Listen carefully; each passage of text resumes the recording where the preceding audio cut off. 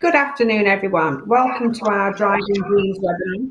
I'm Eloise Bonnet. I'm the Director for SEND at Spark Careers.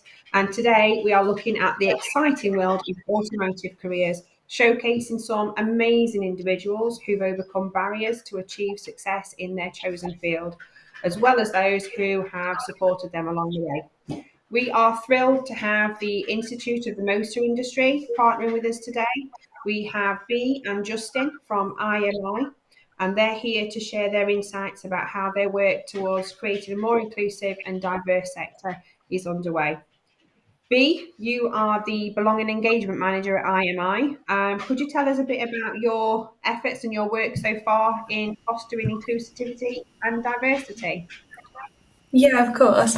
I'm B, pronouns are she, her, and as you just said, I am Belonging Engagement Manager at the IMI. I'm still very new to the role, but I have been working in inclusivity for many a year.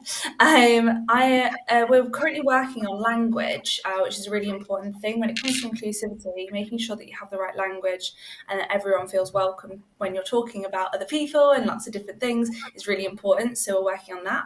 But we're also working on an improvement of knowledge. When we're talking about belonging spaces rather than just tick boxes, having the knowledge, even if you don't understand something fully because you've not lived it yourself, is really, really important of making inclusive spaces.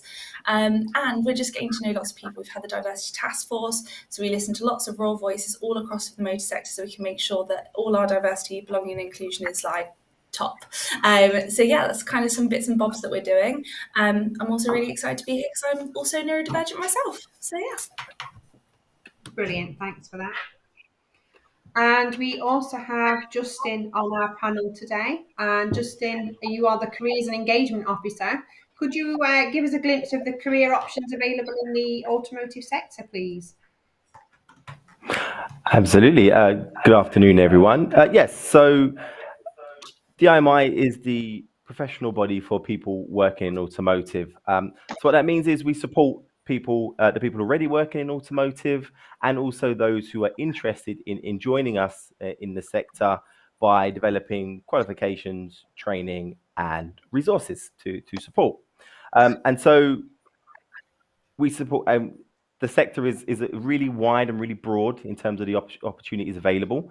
There are over 200 different diverse career pathways available. And I'll just give you an overview of the different areas that they fall under. So you have technical careers, like, for example, being a technician or an engineer. So working hands-on with technology. You have accident repair, so that could be paint or body panel technicians. Again, working to get a vehicle back to its pristine state after it's been damaged. You have motorsport, which kind of combines all the areas of automotive, really, but obviously within a sort of sports capacity. We'd also have sales and marketing. So that could be car sales, that could be parts sales. So if you like working with people, those are those options. We also have customer service. So again, if you enjoy helping people, supporting people with queries or with knowing what the process is, if their car needs to be repaired and so on. We also have logistics and distribution. So obviously, automotive being an international industry or sector, there are parts and vehicles flying all around the world, so you could be a part of that. There's also rental, leasing, and fleet operations. So again, working with businesses as an account manager, for example, and then of course most of those roles can later on lead into management. So actually leading a team of people, and of course to do all those different roles, we need people with the most diverse range of skills and experiences of life, so that we can offer the best experience to customers, but also to keep society moving, which is what automotive does. Brilliant. Thank you both for that. Right. Before we dive any deeper and discuss things any further, let's watch a quick video to get acquainted with our panelists and their different roles.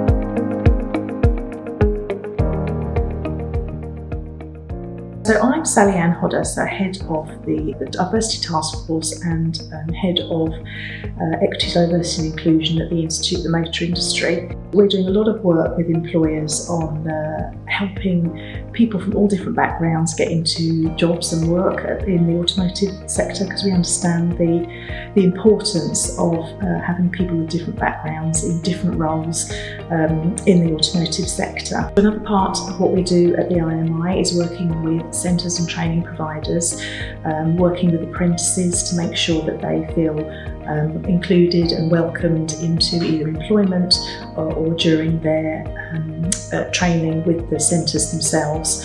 Within the IMI website, we have a dedicated Equity, Diversity and Inclusion Hub, which has a wealth of information and guidance on all different aspects of EDI to support employers and training providers, to provide them with all the resources they may need to create an inclusive workplace and to be as welcoming as possible to young people.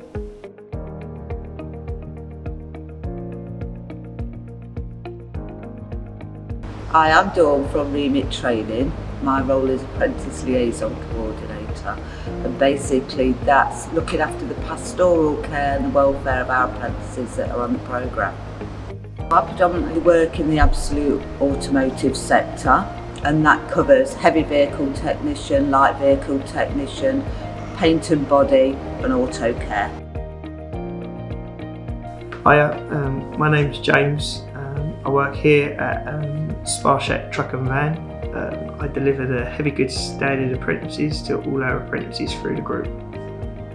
My day-to-day role is I do 3 days a week training to our apprentices. So we've got 3 year groups from year 1, 2 and 3, all different stages of their career as an apprentice. The other 2 days I prep their work to individual needs. I'm not a firm believer of PowerPoints. You know, if you read something to somebody, you know, I'd rather take more time in developing something for the individual person than a group as a general, so everyone feels that they're on the same wavelength. Hi, I'm Rob. I'm a vehicle technician at Audi Cheltenham, part of the Heritage Group. My role is working on cars, carrying out service and maintenance, also an MOT tester, so that's part of my role. On a day-to-day basis is carrying out service, investigation works and ensuring customer satisfaction when the vehicle's dropped off by the customer, ensuring they're promptly delivered in time and with all the correct work carried out. My name is Victoria Steele. I work in Sinclair Body Shop and I'm an automotive body refinisher. Day to day, my job role is I'll take a car over from the repair stage, which if a car's had an accident, it needs filler work or panels stripping off it or new panels. So I'll take over from that stage and prep it up, primer it, mask it, paint it, polish it. It's quite a lot actually. But day to day, it's pretty straightforward because I think I know what I'm doing now. So.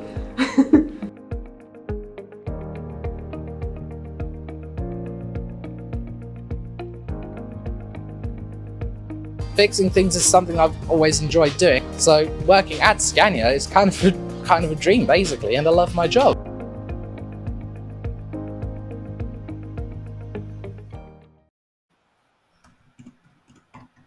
Fantastic. Okay, so this is your turn to get involved with this amazing webinar. We want to hear from everyone who is watching too.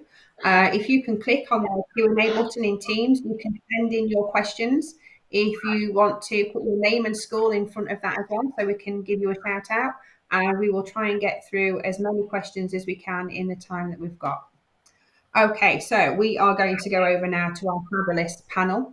We have George. Can you give us a wave, George? We have Rob. Hi, Rob. And we have Dawn. Hi. Hi. And we have Dave. Fantastic. We did have Victoria. Unfortunately, she can't make it here today. So what we are going to do is we're going to try and play a short clip so that Victoria can share some of her thoughts and ideas. She was an amazing person to meet, and we're really sad that she couldn't be with us today. So hopefully that video clip will give us some more information about her. Right, to get us started, we're going to hear from our panelists about what actually inspired them to pursue their career in the automotive industry. So, can we speak to Dawn first? Can you tell us about what interested you about the automotive sector? Hi everyone. Basically, I started working in the motor vehicle sector because our college won a big contract and they incorporated my role into working in heavy vehicle. Since then, I absolutely loved it. I love working with people. It's a great industry. And I've been doing this for sort of 25 years plus, and that's predominantly supporting all our learners on the programme throughout their qualification and helping them get to where they need to be. And it can be regarding anything, personal issues, and anything. And it's that constant support as a third person, not the tutor, not their employer, but somebody independent who can help young people through their qualification. And it is so rewarding. Oh, lovely. Thank you. Rob, tell us, how did you get into the automotive sector? Good afternoon, everyone. The automotive sector started for me from a young age. I was always interested in taking things apart, putting them back together. Went to school, did my work experience, did that in a garage. And from there, I realised this is what I wanted to be my career. So I pursued that, went to college and did my apprenticeship. And that's how I've ended up being in the motor trade for nearly 15 years now. Brilliant. Thank you. And George, how about you? What was your inspiration?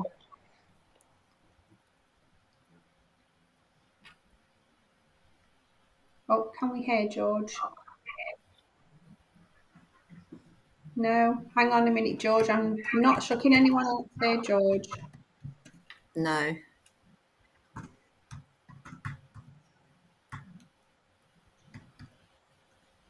I'll tell you what we'll do. We'll skip to James while we sort out the technical difficulties. Just in a minute.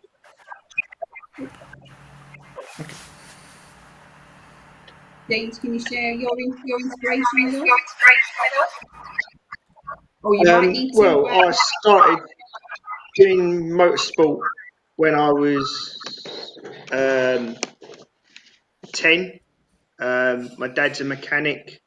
I had issues at school, so I'd done motorsport. At the age of 15, I went to work with my dad at a Volkswagen dealership. So I've been in the motor industry for now 25 plus years. So it all started from a very young age with myself through my father. Brilliant. And are we able to go back to George? Am I on this time? Can you hear me now? Yeah. We sure can, George. Thank you. Okay. Sorry, laptop issues there. For me, it was again engineering from a very young age, and especially helping my dad fix our family cars over the years, and eventually having to maintain and work on my own motorbikes and vehicles. And with my mind, I'm very technically minded, so as soon as I learnt about mechanics and started researching it, I've just kind of been hooked. And ever since a friend introduced me to Scania through a video game of all things, I've basically decided that's what I'm going to do for a living, is fix trucks. Brilliant. And we're so glad you did, George. Fantastic. So, as we're all aware, school is a difficult time for many people. And what we'd like to do is rewind to our secondary school days now, and talk about your experience of school. Rob, if we could start with you and tell us just a brief summary of sort of how you found secondary school. School was not good. Easiest way to say it, school was not a good place for me. I struggled making friends, and I struggled with bullying. Found school really hard actually to get the grade. Really had to work hard personally at home just to try and get the grades. I knew from my work experience that I wanted to be a mechanic, So that was my main goal, and that sort of drove me to make sure I got the grade. Went to college, and that's where it changed. Everything, it was an overnight change. I was doing a subject I enjoyed, and I found it easy because I think finding something I enjoyed made it easier for me to study. I didn't like doing English, didn't like doing maths, didn't like doing science, history, all the other subjects you cover at school. I couldn't get my head around it. I got into mechanics, and something clicked. Like I was able to understand it. It was half the day you're doing paperwork side of things on a computer. I was doing paperwork back when I was doing it because it was quite a while ago. And then the other half of the day was in a workshop, and it was combining the two together. And it was like following an instruction on how to build a puzzle. Basically, you look at the instruction in the morning, and you go and building a puzzle in the afternoon. And that's how I was able to get the qualifications and be where I am now. Brilliant, thank you. And George, what was your secondary school experience like? It was pretty similar. I wasn't very good academically. I always preferred actually getting my hands dirty and actually working on something, especially in the likes of a resistant materials class where I was able to learn how to forge and machine metal, which I still have a passion for to this day. I did have some support in school because I had quite a good SEND department themselves. And after that, I went to college, learnt to weld, and started with Scania. And ever since then, it's been much better because it's something I enjoy doing. Brilliant, thank you, George. Now I'm going to come over to James. He's not actually one of our apprentices today, but he's actually gone from being an apprentice to now being a teacher. And your secondary school experience is also quite an interesting story, James. Are you okay to share that with us? I'll try. So obviously I was in the school in it would be early 90s now, and it was a completely different world. It was very hard, like the others. I struggled with, especially in secondary school, with bullying, and making friends. I was lucky that I had motorsport to get me through things. When you look back at it, I also I loved maths, numbers, patterns was my thing, which got me through. So school was very, very hard. It wasn't easy. It was very. I was very left out. But I had one teacher, Miss Crooks, who believed in himself, that got me through, got me my 1 or 2 C's in. Well, she actually got both of them, if you put it, because I'd done electronics, because I was allowed to because of my mathematics skills, and I got come out with 2 C's, but I come out with nothing else other than them. So it wasn't a pleasant school experience. It was very, very hard and very lonely. So now I went to college, and found it very, very much the same, but I got through my qualifications because I had some great mentors in my workplace. I've always wanted to do training from my mid-20s, I would have said, but because of who I was and the way I come across sometimes, it was very hard to do. I was given an opportunity about 5 years ago, to now teach. My sister's a Senko teacher. She'd done a lot of it because of what happened to myself in school. But now I teach apprentices, and it's about leveling up everything for everybody else. I know what it's like to be sitting on the other side of the fence. So, you know, it's now about just changing it and making it better for everybody, so we're all on the equal playing fields. Brilliant. Thank you, Jane. Okay, so what I'd like to do now is sort of delve deeper into the neurodivergence of our panel, because that is why we're here, and to talk about our different diversities. So, George, if I'm all right to come to you first, as an autistic person, could you share your experiences in life and in the industry as an autistic person? Well, initially from the outset, my autism has made it quite difficult to socialize and speak to people. It's quite difficult for me to read how people are acting, how they're talking, which has led to incidents in the past. But I've gotten better at now understanding people, which has helped me immensely in my new job, especially with the way that it works in our workshop. Rather old fashioned, really. And my autism has also helped me in the fact that I'm able to quickly visualize how any part of a truck works, which helps me with my diagnostic work that I do and helps me just generally find faults when vehicles come in. Say something comes in with a boost fault, I'm able to instantly go to the right area and find exactly what the fault is based on the symptoms. Brilliant. Thank you, George. And Rob, you have an acquired neurodivergence. You actually suffered a brain injury when you were in the army. So your life had quite a big turnaround. Can you share a little bit of that story and how that has impacted on your life and your career? Quite simply, I suffered quite a traumatic assault, resulting on seizure, two bleeds on my brain, which I now permanently live with. It ended my military career. It was a career-ending injury at the time. I then was in 12 months of recovery, got memory loss from the initial incident, and that 12 months, there's a lot of stuff I don't remember. But going forward, it changed. It was one of them situations where a bad thing happened and it's actually turned out to be a real positive. I had the brain injury, then went to Western College, did my level 3.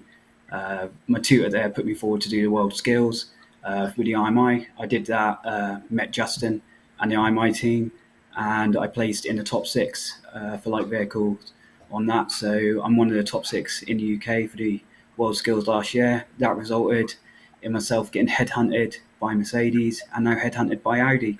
So I've been in 2 main dealerships already. Loving life, really. My injury is part of me. I've accepted it. It makes life difficult on some days. There's headaches and I don't really want to do it, and I don't want to get up and go to work, but you've got to sometimes get your big boy pants on and do the things you don't want to do and push yourself through it. And that's the main thing I've learned with my injury is it's part of me, and I'm just got to accept it. I have a little bit of difficulties doing things, but I've found a few coping mechanisms that help me. One of the big ones is music. It's my bay in my workplace has always got music on, and that helps me keep motivated and help me get the work done. If I'm doing diag, it's a certain type of music. If I'm doing servicing, it's a different type of music. It helps my brain sort of think in that sort of way. So I've been able to link it into music for myself. Brilliant, thank you.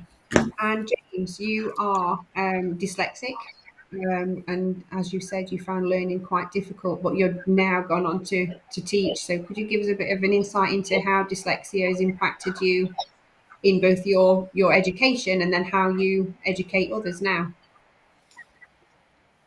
Dyslexia, well, I've only really learned to deal with it over the last probably 5 years now.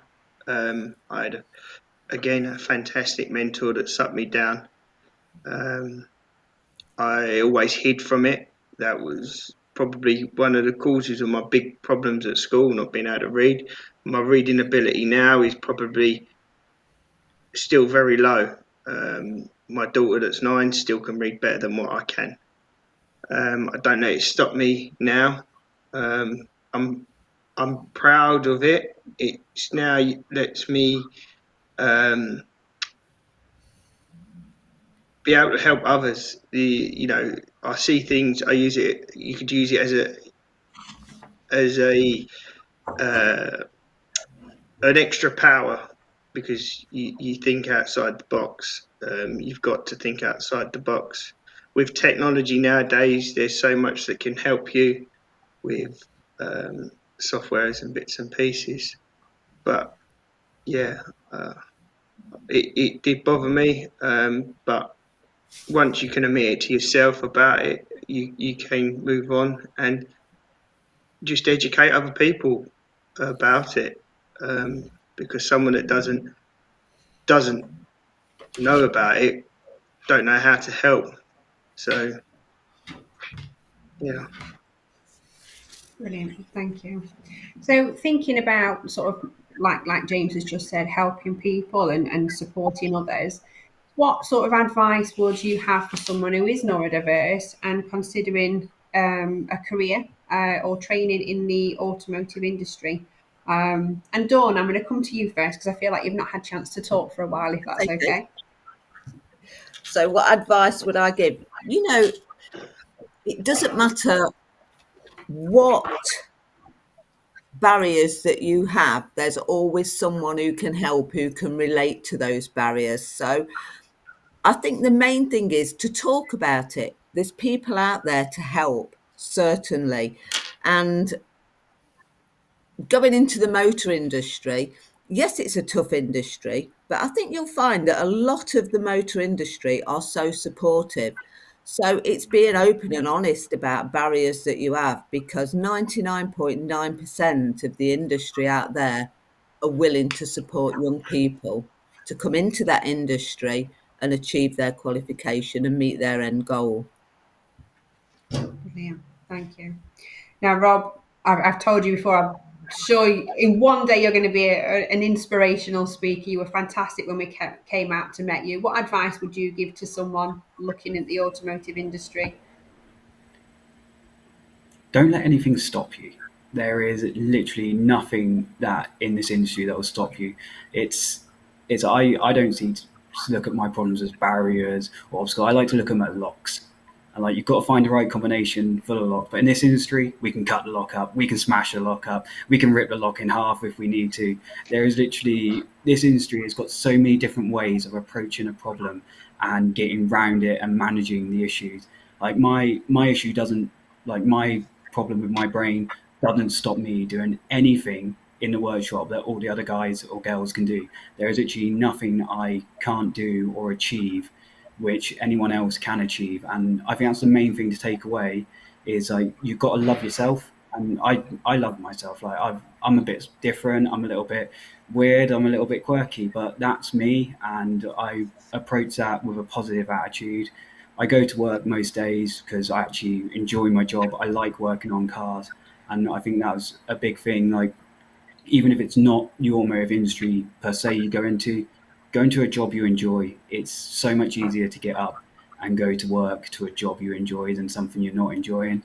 And I think the big thing I find here is like I've had the guys and girls come in and see me, and my workplace literally were then asking questions like, "Oh, what are these guys there for?" And you explain to people, and as soon as you're an open book to people and say, "This is me," and just let people in a little bit, it's actually really nice to see that a lot of people in the motor trade are really actually empathetic and will listen and will try and support you, and they're not going to try and push you down into the ground. Everyone's here to build each other up, and the only thing that's stopping you from being built up is your own barriers going, I'm going to keep it closed off. So just let it out the cage. Be like, this is me. I'm happy. I'm a bit different. I'm a bit quirky, but this is me. This is who I am, and just run with it. Thank you, Rob. And George, what about your advice? I suppose it's just got to be do what you love and make sure you don't let others basically stop you from doing that. I mean, at the young age, I was told that because of my autism, I'd be unemployable well into the age of 50. But here I am. I've got a great job with a great company doing what I love. So do what you love. Don't let other people down, and be honest as well. Be honest with people. You'll generally get a lot more help, as Rob said. Brilliant, thank you. And to finish us off then, James, your advice?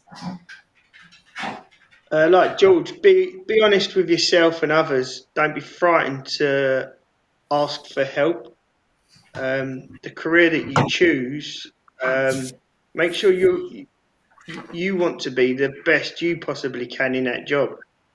And the other thing is, if you're feeling down about the career path that you're taking and you're thinking it's not the right thing you do and you can't do it, you can do it, because everything that we really deal with in this world is man-made, and another person has made this. So if someone else can do it, that means that you can do it. It doesn't matter how long it takes you to do it, you will get there and you will achieve it. Brilliant. Thank you. I love listening to you guys. So we are going to give Victoria a chance to speak now, even though she's not here with us today. So we've got a short video of Victoria to play, and then we are going to go to our live questions. We've had a considerable amount come in, so I'm going to try and get through them as quick as we can. So let's have listen to Victoria's story.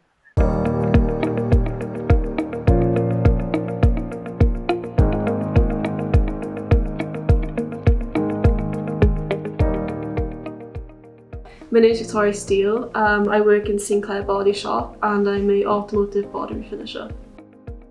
Day to day, my job role is I'll take a car over from the repair stage, which if a car's had an accident, it needs filler work or panels stripping off it or new panels. So I'll take over from that stage and prep it up, primer it, mask it, paint it, polish it. It's quite a lot actually. But day to day, it's pretty straightforward because I think I know what I'm doing now. So. Leaving school, I didn't have the best qualifications because I've got dyscalculus. That means I struggle with maths quite a lot. Day to day now, the biggest thing I struggle with is knowing how much paint to mix for certain jobs because I can't process in my head. Like looking at a door, for example, being like, oh yeah, I need to mix this much for it. I can't process that, but then thankfully the guys in my work, they're understanding and helpful, so I'll just say to them, how much paint should I mix? I know they're probably bored of me asking them all the time, but you know, they're very helpful and they give me the advice and they slow it down for me. But it does become a lot easier over time. Last year I competed in the IMI WorldSkills UK competition. So I did the national qualifiers against, I think it must have been 18 other competitors from across the UK. I came first in my heats, which I was very happy about. And then because of that, I managed to get into the UK finals, which is top 6 UK painters basically. And I competed in that and I came second, silver place.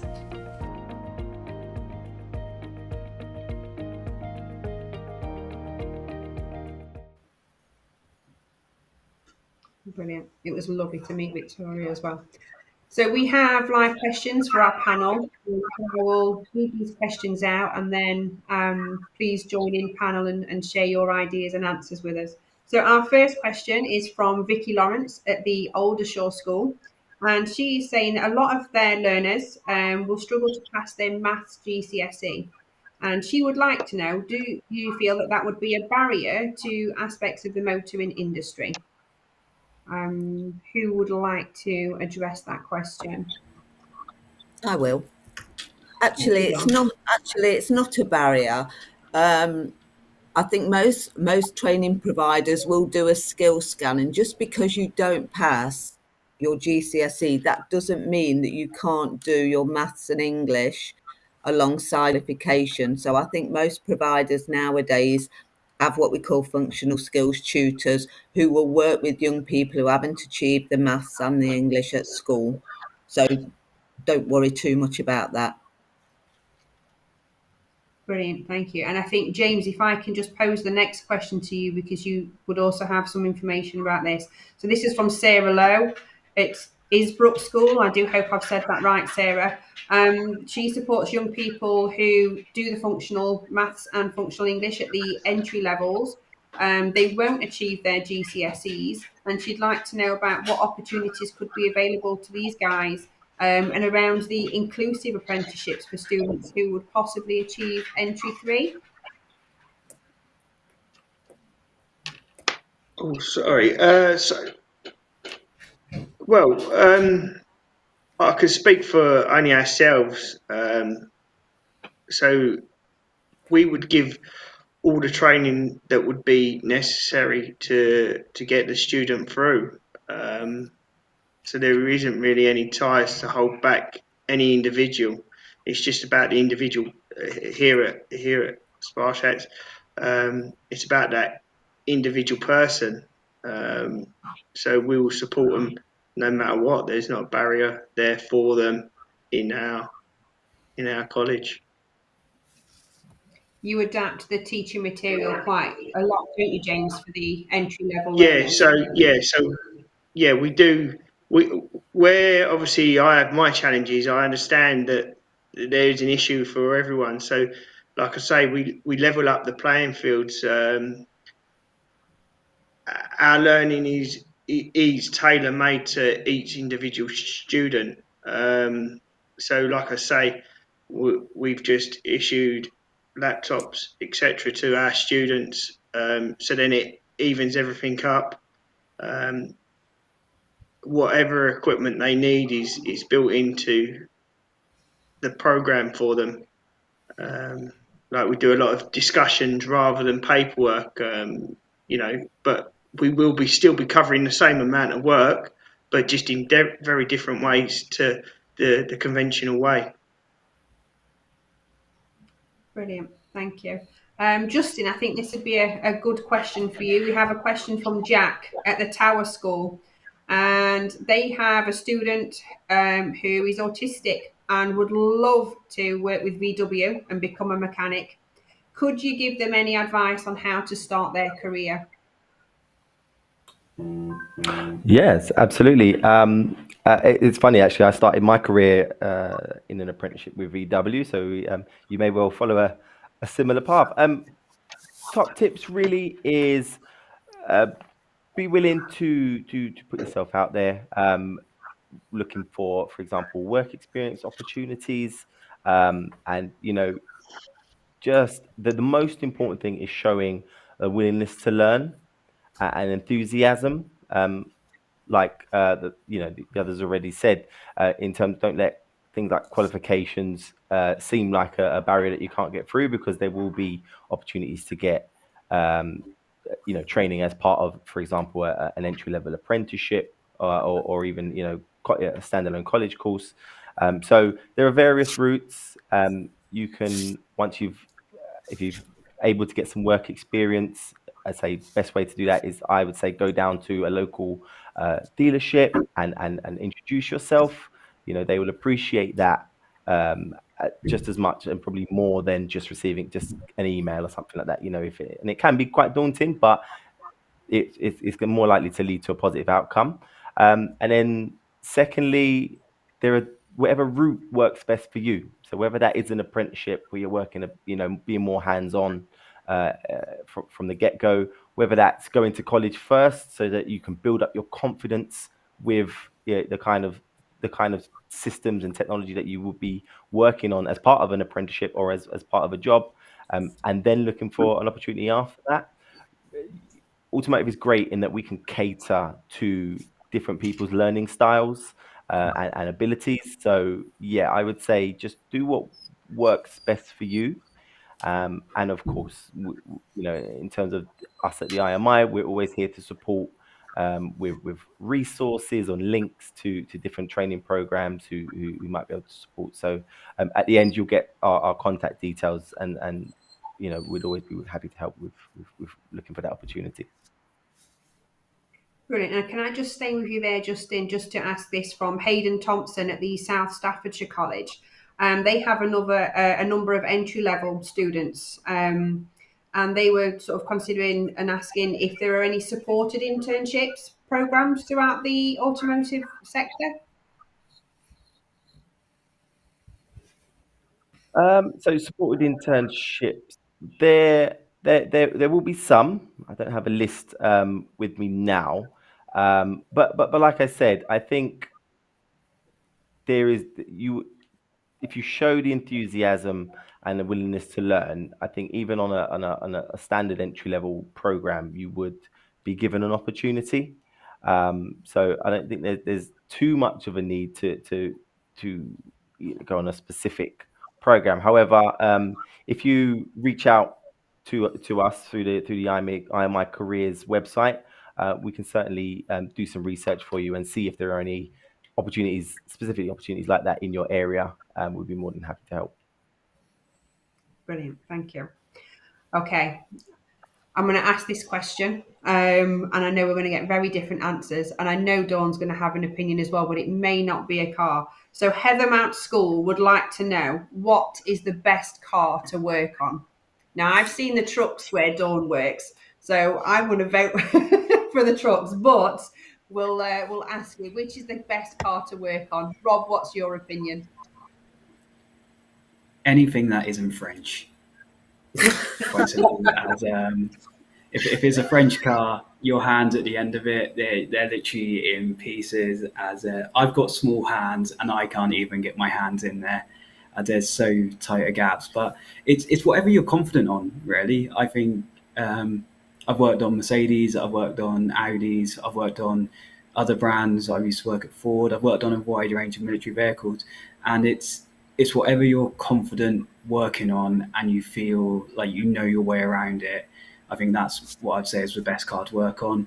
Personally, though, my favourite car to work on is my Fiesta, as it's a little car. There's not much that goes wrong with it, and it's easy.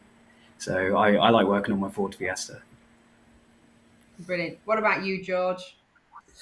I can't really vouch for cars being a HGV tech, so obviously I'm going to go ahead and say Scania trucks are best outright. But as far as cars go, the only ones I've properly worked on are the likes of my own and my father's Land Rovers, for example. Mostly because they're just giant Meccano kits. Simple as they come. But yeah, Scania for me, not a car company, truck company, but still awesome. Fantastic. What's your thoughts, James? I should be biased and say Mercedes trucks, but I would say the best things to work on are the things that challenge you the most and push your boundaries.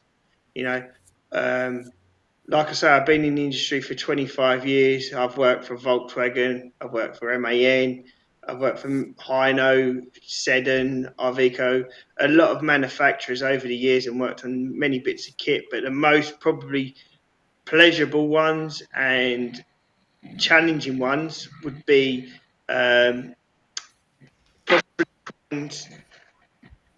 cranes and boats were probably the best things that I've ever worked on.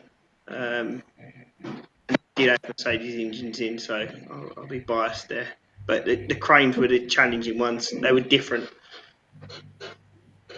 Brilliant.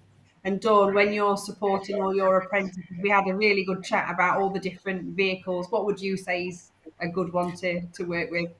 You know, Eloise, I really can't say, because all of our apprentices, if we've got any that see this, I'm going to be in real big trouble. But, you know, we've got a Scania person there. And, you know, I'd like George to speak to me again in the future. So I would say all of them. I cannot have a favourite. Wow. I think that might be dodging the question, Dawn, but we will allow I did that. dodge the question, but, you know, the repercussions from it, you know. Totally understand. So Thank we've got you. a really interesting here from Jonathan. He's the career leader at HHELC, which is a hospital school in Nottingham. And he'd like to help the staff get involved in careers programs to start sharing different routes to exploring careers in the motor industry. Is there anything that we can sort of, and that I probably think B or Justin, any ideas on what Jonathan can do? Yeah, I'll take that one. Absolutely. We are always really keen to engage with teachers and career leaders to inform them about the options in automotive, because there is something for everyone. So whether that's putting on a webinar for staff at any given school or college, just to give them sort of the information which they can then pass on to students, or whether that's through the resources. We've got you know, a multitude of resources that are all free to download, and that includes everything from lesson plans linked to curriculum areas to fun activities, all with an automotive theme. as well as guides and toolkits that again can be used either to structure a lesson or indeed to give to students so they can sort of do a bit of self research themselves. So yeah, we're always happy to help. So through the IMI website, as I say, I'll give you the link towards the end, and of course I think after the webinar we'll be sending out some information to everyone who's been able to join us today. All of our contact information will be on there, so then we can either create something bespoke or signpost you to the stuff that's already there that is super useful. Brilliant. And Justin, just to pick your brains again, I'm aware that you sort of have an eye on everything happening in the UK through the IMI. And we've had a question from Claire Levitt, and she's from the Banff Academy in the northeast of Scotland. And do you have any information and ideas for how learners can access the motor industry up in Scotland? Is there opportunities available up there as well? In terms of automotive, absolutely. It is not only a national and international industry, so there are always, and it's something that impacts all of our lives. So there is always going to be opportunities.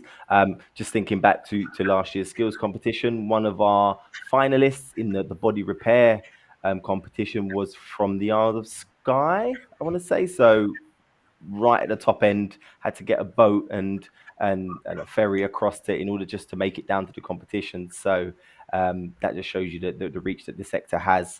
So there definitely will be opportunities all over. Again, if you get in contact with us, we can then look for whether we have training centres that we work with in the area, or indeed employers who may be able to offer opportunities in the future. Brilliant, thank you. And George, can I come to you? Oh, sorry, B, did you have something to add? It's all right. I was just going to say that the automotive sector is literally worldwide. It's an endless cycle of incredible jobs, and new jobs are being made all the time. So there's always going to be access to join the automotive sector in some sort of way. I've never worked on cars myself, but I'm in the automotive sector because I'm a people person. So there's always something, and there's always some way to get access to it. So yeah, just in case anyone lives really far out or in lots of different random places, there's always something to get our hands on to being part of the automotive sector. Brilliant, thank you. Okay, so coming back to you, George. This is from a young man called Lewis. He attends the Eastbourne Academy, and he's wondering if you could give him some advice on the best way to becoming a mechanic as a young person who is autistic. Mostly just, I guess, if you've already got a passion for it, study, learn how all the technology works, and show enthusiasm. And eventually, I'm sorry, one moment. It's okay. Yeah, that's basically what I did. I started to learn. I did all my research in any spare moment I had. I've memorized how most of the systems work, and I then applied to Scania and just basically showed my enthusiasm, showed my pre-existing knowledge, and they selected me to be the next apprentice for them. So that's how I got in, but other than that, I can't really comment, I'm afraid. I think George, just touching on what George said. I think just touching on what George said, a lot of people are actually scared to go to the main dealership and try and look for a place for employment within them. I know I was when I was younger, but actually if you make that effort, put your foot in the door, go and speak to the service manager or parts, whatever part of that industry you're interested in, they're willing to take someone on as work experience, or just give you a bit of a chance and insight into looking into the actual industry. I only did my level 3 a couple of years ago, and I put myself through that through college. But it's one of them things with the motor industry. I feel like it's one of them trades where if you put a little bit in, you actually get quite a lot back. I'll agree with Rob there. Sorry. Go on, James. No, go I ahead. agree with Rob. I work for a main dealer. We're an employer provider. The best way of getting into and becoming an apprentice, I would say, go in and ask to do free work experience. Go into the workshop, make a massive impression, and make them remember you. Listen to what they tell you to do, and be you, and show the commitment, and it will help you get your career that you want to do. Brilliant, thank you. And just again to the panel and possibly to Dawn, what advice could you offer to people for any of our neurodiverse applicants when they're trying to navigate application forms and interviews? Is there any sort of advice you can offer people? Yeah, especially, when you do your application form, a lot of young people think I shouldn't put certain things down because it would impact. And that's not the case. I think when you're doing your forms and filling them in, be open and honest, because that gives training providers and people like myself, we're one step ahead then. So we're able to support you going forward. If we don't know, then it's really hard to support a young person. But if you're upfront and give us all the details, then we're there for you. We can support you throughout that. So honesty, I think, being honest and open is a good way to move forward, especially to get in. Thank you. And is there any advice on sort of interview techniques or attending interviews from anyone on the panel?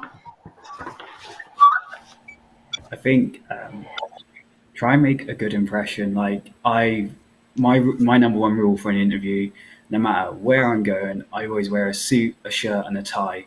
I make myself look the best I can, as that's the first thing they see is you walking in.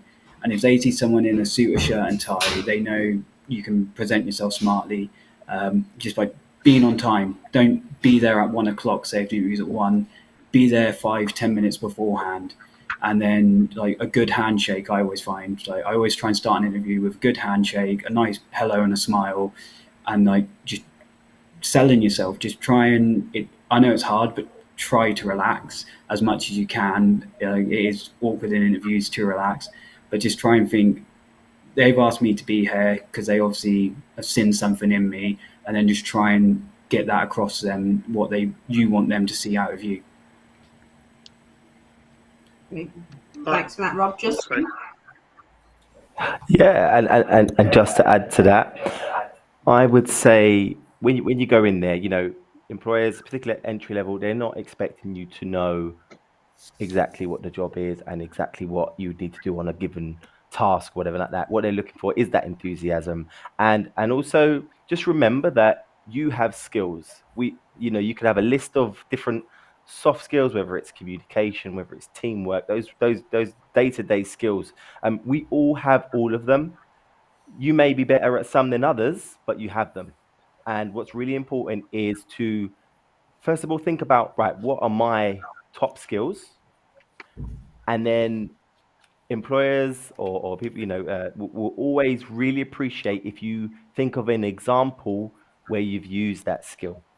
That shows them that you've thought about it. That shows them that you're willing to, to think about where you've applied the skills that they would love to see you use in the job. So yeah, think of, as I say, you have the skills. Just think of your best ones and try and think of an example that you can share as part of that interview or as part of that initial meeting with somebody that will set you up in good stead.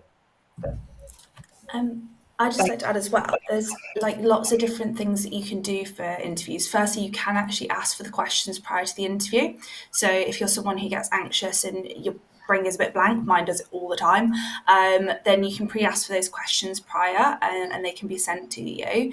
You can also make sure that they are ready to adapt on the day. So make sure you send them through any things that really support you. Some people aren't always about contact and shaking hands, and you can let people know that, and that's absolutely fine. And you can also say, I would prefer not to be in a really noisy environment when I'm interviewing so I can think more clearly and things like that. That's all fine to ask for. There's no problems with that. And prior to that, filling in your applications and things like that, there's lots of different sites out there that you can ask to change the way the question is asked. Because sometimes I find that the way it's written, I struggle to get what they actually mean out of it. So you can ask sites to simplify or change or use different wording to help you with that. And there's no harm in asking a friend or a family member to help you through those applications at all. Like, you're not on your own. And I'm sure even like college tutors and all sorts would be happy to help you through those, especially if you're anything like me and you struggle to sell yourself. It's nice to have someone else to come and tell you kind of what you're amazing at, and then you can take those forward too. So there's lots of different things you can do prior to even getting to the interview to help you out. Another Brilliant, tip thank you. is just one good tip. Just do a bit of research on the company that you're going to the interview about, so you know the history about them. So if they say, "Oh, who's so and so," you can sort of sometimes answer the question. So you just got a bit of background knowledge on the company itself. Brilliant. I think that's fantastic advice. And B, you took the words right out of my mouth. If you are neurodiverse, we can bend those rules. We can go into a job interview without having to wear a suit. If you are comfortable in your clothes, let them know, because they want you to give your best and to be the best version of you. And if that is in jeans and a jumper, and if it is not giving eye contact, then let them know and go for it and be the best version of you. I am so sad we are out of time for this session. I've got so many questions to go through, and we haven't got time to get them. So what we will do is we'll try and collate them and get some responses to support people as much as they can. I'm so sorry if we haven't got round to your question. We've had some fantastic questions. If you would like anything answered personally after the session, then you can email me at Spark. We will put a link in an email for you so that you can ask any direct questions. I'd love to say a huge thank you to our panel. I've had the absolute pleasure of coming out and filming you all in person. I have really enjoyed the preparation for this webinar and meeting you all. You are a fantastic group of individuals. Thank you all for being here today. Justin or B, is there something very quickly in less than a minute you would like to say? Yes, if I can, just briefly. If what you've heard today has inspired you, and I hope that it has, that there is a potential career path in automotive for you, in whatever capacity that may be. For information, advice, and guidance, you can on how to get started in a career in automotive and the different options available. You can visit the IMI careers dedicated website, which is autocity.org.uk. So AUTOCITY.org.uk. Through that, you can get in touch with myself, with B, or with the rest of the IMI careers team, or you can get in contact via email as well, which is careers@theimi.org.uk. Again, we'll send out those links after this call. But if you have a burning desire to have a look at the next opportunity, then those are where you can find that information and get in touch. Brilliant. Is there anything from you, B? I'd just say that, like everyone who's come today, obviously thank you. But the motor sector is open for you. There's a role for everyone. So please do check out the IMI, do check out the Auto City, and take all of these awesome people who are on the panel and amazing stories and move them forward so you can take those first steps into your motor sector job. Brilliant. And thank you to everyone for joining us today. This is the first in a number of events from across different industries and commerce areas that we've got planned. So we do hope to see you again at a future event. If you would like any further information on Spark Careers and the service for SEND, please visit our website at sparkcareers.org, and that will tell you all about our careers and transitions curriculum that we've developed, written by myself for students year 9 and upwards. All delivered by qualified careers advisors. We also have a web-enabled app for SEN students working within the entry levels up to level 1 and 2 to search for careers opportunities and find out more information about the whole range of different industries. And as I said, you can also email any of our team at Spark Careers, and we will try to support you as best we can. It's been an absolutely fantastic webinar today, guys. And I know one of the questions was about, do people come out and do speaking in schools? And I'm pretty sure all of you would make really inspirational speakers and be more than happy to do that. I can see the smile, Rob. I knew you would. So again, we'll put those details out there. And thank you to everyone for joining us. Thank you.